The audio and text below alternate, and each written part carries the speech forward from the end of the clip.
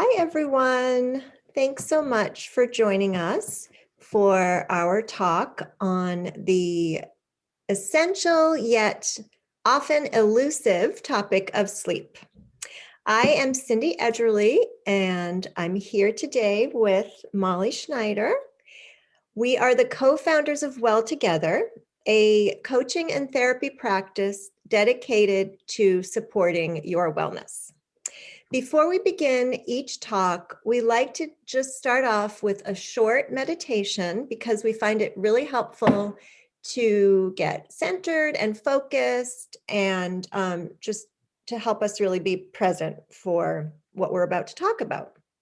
And before Molly begins, I just want to ask that you please leave a comment or a question. We love to hear from you. Feel free to visit our website. We are welltogether.com, or email us at info@wearewelltogether. Now, let Molly get us started with our meditation. Hi, everyone. Thank you for joining us. Our meditation today is one that I like to do just prior to sleep. It's a short one, but I find it's effective at night.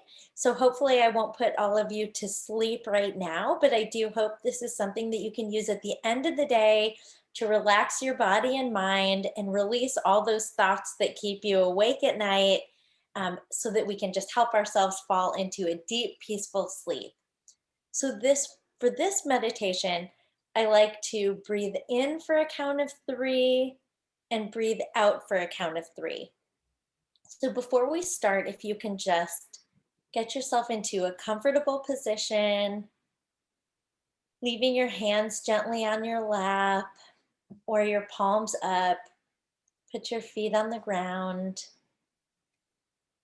Visualize that you're near the ocean.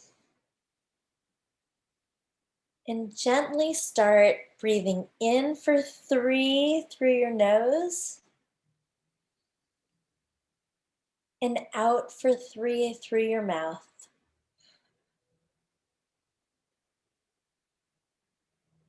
And keep breathing in for 3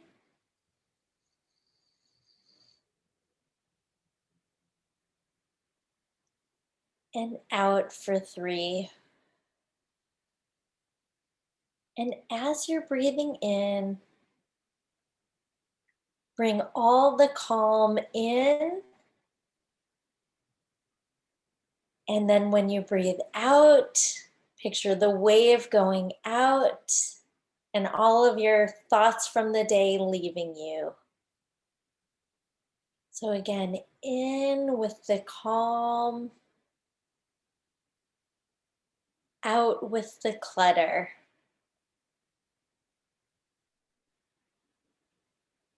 Gently roll in with the calm.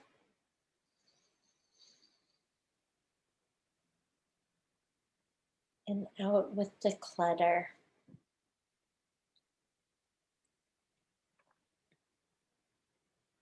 And gently take a few more breaths in and out. And in a few minutes, you'll hear Cindy sound the meditation bowl. And we'll rejoin each other, hopefully feeling a little bit more calm and grounded.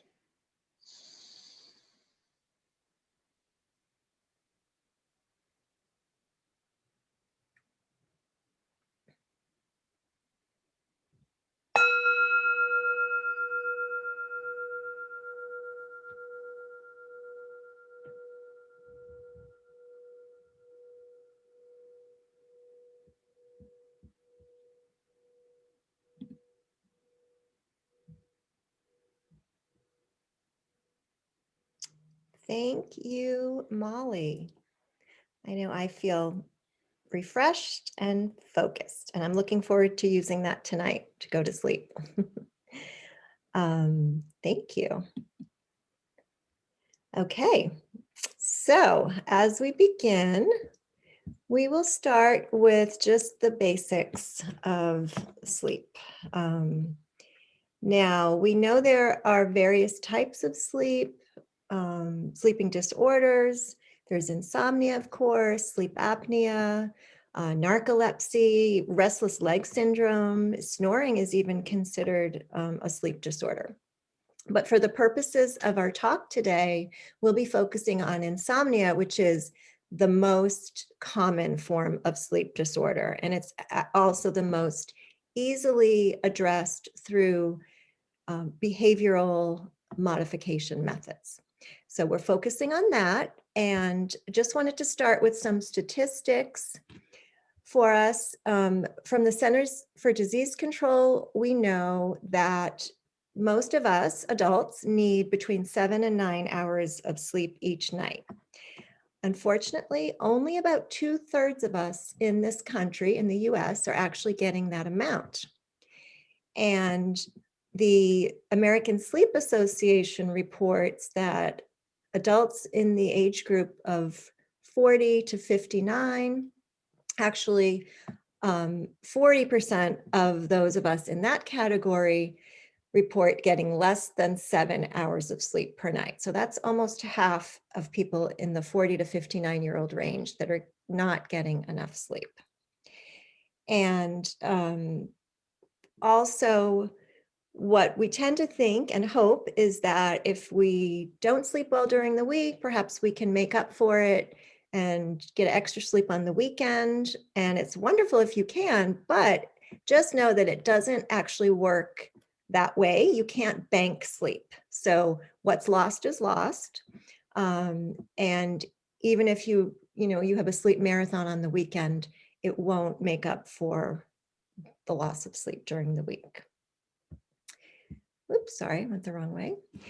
Okay, so just to kind of get into a little bit of the science of it, there are two basic types of sleep, and most of us know this, but I'll just quickly review.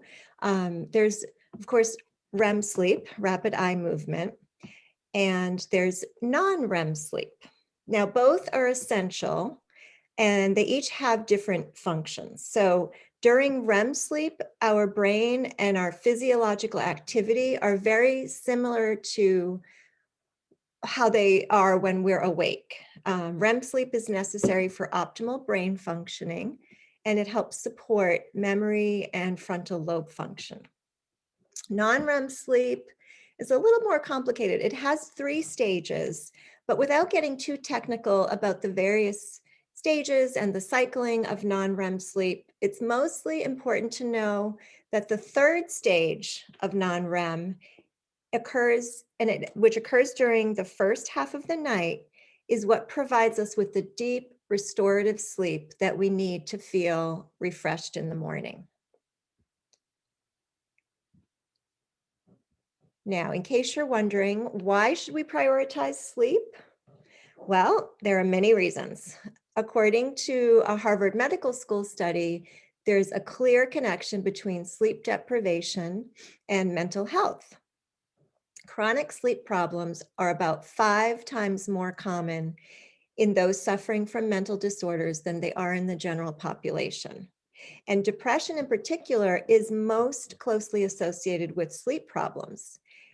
And while initially sleep disturbance was thought to be a symptom of depression, there's actually growing evidence that it may actually be a cause of depression as well, which I think makes sense in terms of makes common sense, because if you aren't sleeping well, you're probably not in the best mood. Additionally, sleep problems can make it more difficult for treating a mental health issue that someone may have. So they might not be as susceptible to treatment for depression if they're not sleeping well. Now, I'm sure none of this is that surprising to us, but I think it's just an important reminder of how important sleep is for our well-being. And it's not just mental health, physical health is definitely impacted as well from insufficient sleep. There are various physical ailments that we are more susceptible to if we're not getting enough sleep. Weight gain, obesity, diabetes, high blood pressure, fatigue, heart disease, even digestive problems are related to insufficient sleep. With regard to weight, just there we go. So there are a number of ways that insufficient sleep can negatively impact our weight.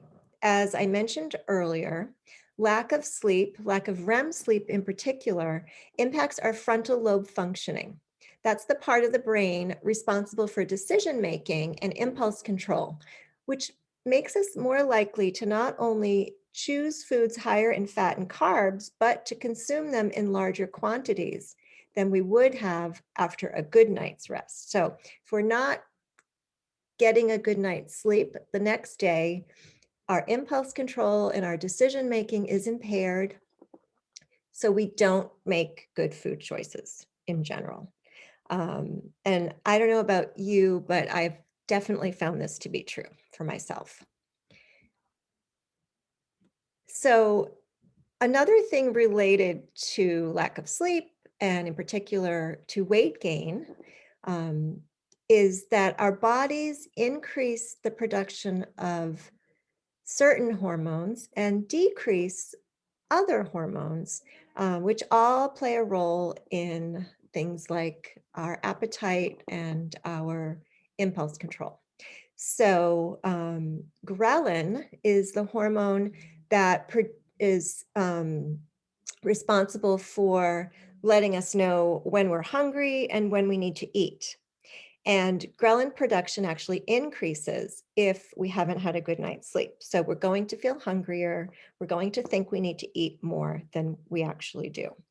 And at the same time, unfortunately, it's kind of a perfect storm because the production of leptin decreases. And leptin is the hormone that lets us know when we're full, lets us know when we've had enough to eat, kind of turns off our appetite.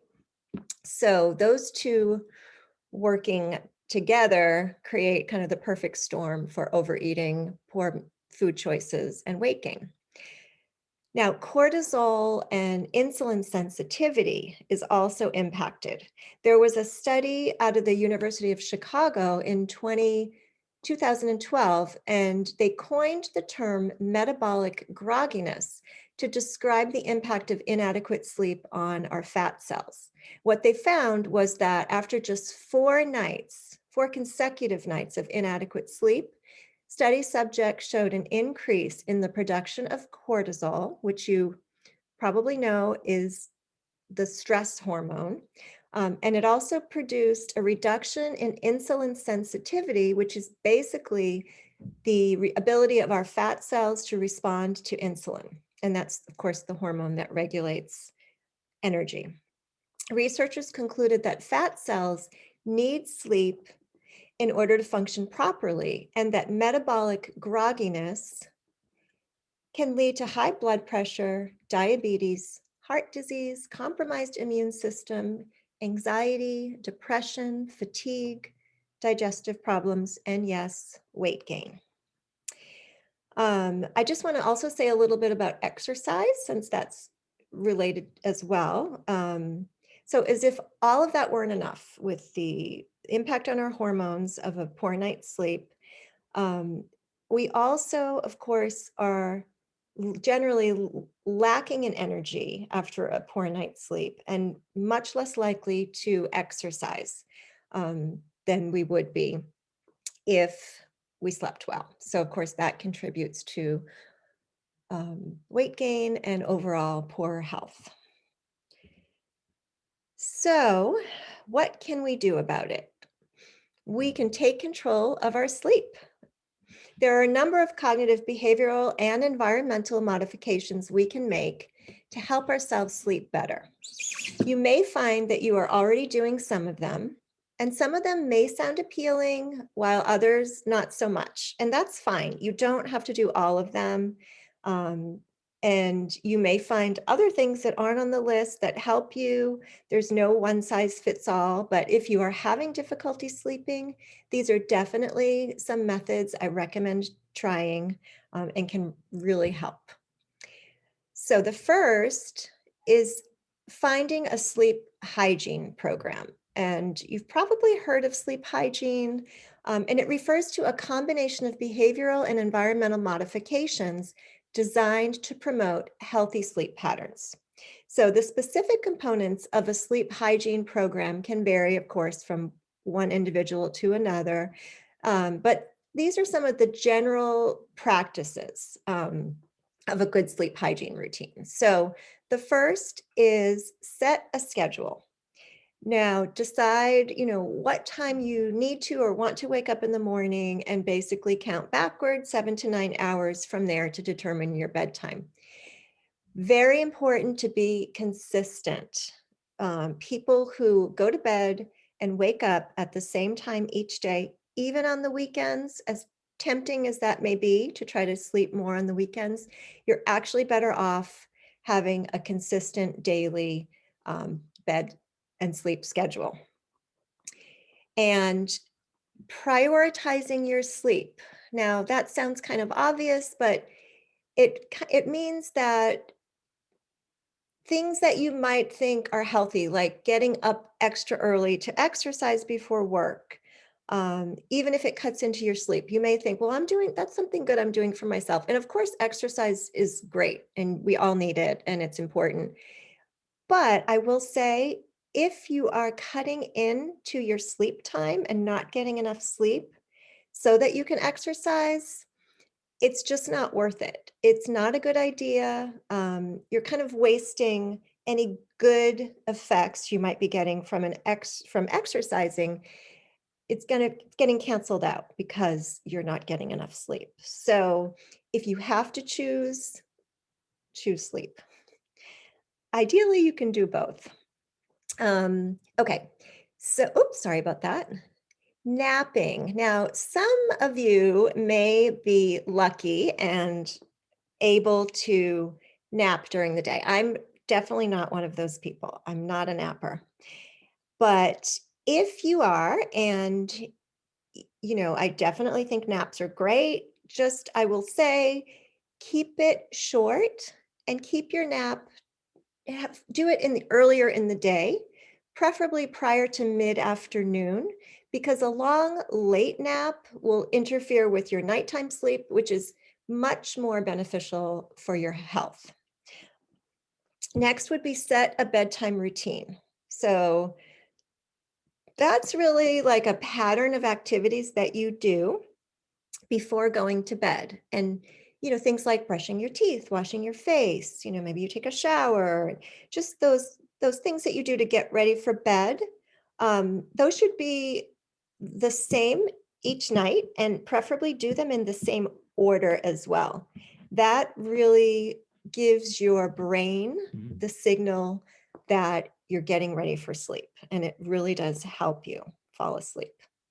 And if you have the time, taking about 30 minutes prior to bedtime to just start winding down, put away the electronics, maybe listen to some soft music, meditate. I recommend Molly's sleep meditation. Reading is a great relaxing activity, breathing exercises, anything that kind of helps you sleep, helps you relax is going to help you sleep. Unplug, no electronics, at least 30 minutes before bed if you can do that. I know that can be difficult. It helps if you put them to bed, preferably in another room, not in your bedroom, so that you're not tempted to pick them up right before you're falling asleep or, you know, getting disturbed by any notifications coming in overnight. If you are unsuccessful after about 20 minutes of trying to fall asleep, it's wise to just get out of bed and do something relaxing, or perhaps go through your bedtime routine, even a few steps again, to help you kind of reset. And it's much better to do that than to go beyond 20 minutes laying in bed and starting to worry about whether you're going to fall asleep or not. And so I know it seems strange to get out of bed when you're trying to sleep, but it really does help you reset.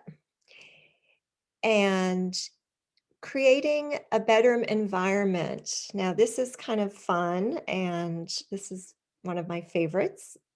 Making sure that you have comfortable bedding, blocking out light and any kind of noise, white noise machines, blackout shades, sleep mask, earplugs, just comfortable, you might use a lavender eye pillow, something soothing, anything that you can kind of do to pamper yourself and block out any noise, light, or distractions is definitely going to help you.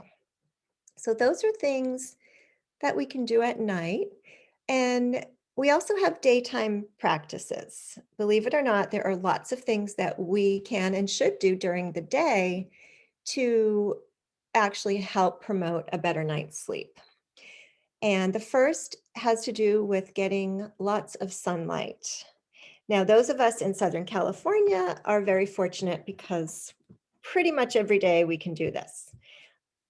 Others of you, you have to take your sunshine when you can get it, but definitely being out in the sunlight during the day helps you to end up getting a better night's sleep. And another good thing to do is to, as the day goes on and it gets closer to evening, start dimming the lights inside your house. And that helps set you up for a great night's sleep as well. Exercise. So I know we talked about this before, and I had said if you need to choose between sleep and exercise, choose sleep if you're not getting enough. But exercise is actually a really good activity to help you get a better night's sleep. According to the National Sleep Foundation, just 10 minutes of aerobic exercise per day can dramatically improve the quality of your sleep, especially when it's done on a regular basis. And remember, quantity of sleep is important, but quality of sleep is also very important. So definitely, hit the treadmill, hit the elliptical, get some aerobic activity, even if it's just 10 minutes, go on a brisk walk. Lots of things you can do there to help your sleep. If you do smoke, I don't know if this even needs to be said, but of course, there are many reasons to quit, sleep being one of them, because nicotine is definitely not your friend when it comes to sleep, as well as lots of other things. Caffeine as well. Lots of us like our morning coffee. The only recommendation would be just avoid caffeine in the afternoon. Try to have nothing maybe after 1 or 2 o'clock, depending on your bedtime, if you can do that. Now, alcohol, this is an interesting one because some of us think that um, alcohol makes us sleepy and maybe will help us fall asleep. And initially, of course, it can do that. It can make you drowsy. But the thing with alcohol is that as the night progresses, the it can cause disruptions in your sleep, leading to lower amounts of REM sleep in particular. And as we learned earlier, lack of REM sleep or lack of sufficient REM sleep is important for optimal brain health. If you're going to imbibe, the Sleep Foundation, sleepfoundation.org, recommends stopping drinking at least 4 hours before bedtime. So I'm not advocating this, but perhaps day drinking is better than night drinking. There are some cognitive behavioral and mindfulness strategies that can be really helpful with your sleep. And one of the fundamental strategies of CBT, cognitive behavioral therapy, is recognizing that negative thoughts lead to negative feelings. If we go to bed each night thinking we're not going to be able to fall asleep, it will likely create feelings of anxiousness, and that will in turn make it more difficult to fall asleep. It's kind of a self-fulfilling prophecy. So instead, think of each night as a new opportunity to sleep. Avoid catastrophizing and thinking, oh, I'll never fall asleep. I'll be exhausted tomorrow. I won't be able to do my work and, bad things will happen. Try to avoid that because of course anxiety makes it much more difficult to fall asleep. Instead, just tell yourself, this is one night and I expect to fall asleep. Use your sleep hygiene strategies we talked about before, and don't talk yourself into into a feeling of anxiousness that will then interfere with your sleep. Also, use some mindfulness strategies like acceptance. If you're not sleeping, you can just notice that. Avoid judging yourself about it and just accept, okay, well, I'm not asleep right now, but it's not the end of the world. Sometimes I think we worry so much about sleep that it makes it more difficult for us to fall asleep. So, when I was doing some research for this talk, I came across an article out of the Mayo Clinic from 2016 called Insomnia Treatment: Cognitive Behavioral Therapy Instead of Sleeping Pills. And what it said was remaining passively awake is a paradoxical intervention in which you actually avoid efforts to fall asleep. So, what they say is this can work because letting go of the worry about falling asleep helps you relax and makes it easier to sleep, which kind of goes along with what I was saying. And lastly, using things like meditation and breathing is really helpful in relaxation and, of course, eventually falling asleep. Mostly, not only because it calms your senses, but also because it gives you something else to focus on rather than the fact that you're not sleeping. And I would say any kind of strategies like that that give you something else to think about other than the fact that you're not sleeping. A friend of mine recently shared that she begins at the beginning of, with letter A and goes and starts naming all of, girl names that she can think of that start with A, and then she'll go on to B. And she said usually by C or D, she's asleep. And so I've tried that a few times myself, and I can tell you it's been really helpful. Kind of, the old counting sheep strategy. Sorry about that. Medication. So, of course, medication we know can be really effective. There are um, lots of over-the-counter and prescription medications which treat insomnia really well. And if you find, I would say to start with some of the behavioral, modifications and strategies that we've talked about. But of course, if they're not working, if you are experiencing an acute high stress situation that's impacting your sleep, definitely consult with your physician and decide whether medication might be right for you, at least on a temporary basis. Lastly, just make sleep a priority. You're already doing that by watching our talk today, and you're prioritizing not only your sleep, but your wellness. Practice and consistency. New habits don't just happen in a day. It takes time, it takes practice, and it takes consistency. Small steps, pick and choose which strategies we've identified that might work for you and just start with those, even if it's just one. It can be difficult it can be kind of self-sabotaging. Just try to start a whole, new routine and change a bunch of things at once. Sometimes the best strategy can be to just start really small and pay attention, recognize what works for you. Whether you're making progress, congratulate yourself for any progress that you're making, for prioritizing it for yourself. That's a big step. And just find a routine that is sustainable for you, just like exercise. If you don't decide on an exercise program that you're going to be able to really do every day to sustain, then it won't stick. And that's the same with a sleep hygiene program. If you find some things that okay, I can do that. Maybe you can't not watch TV before you fall asleep. and that's okay. Find the things that you think will work for you and that you will be able to stick with. And just mostly congratulate yourself, give yourself credit for being here today and prioritizing and focusing on your sleep. Thanks so much. Again, I'm Cindy Edgerly. Molly Schneider and I are the founders of Well Together. We would love to hear any feedback. We welcome your questions. Please, find us on social media, our website, wearewelltogether.com.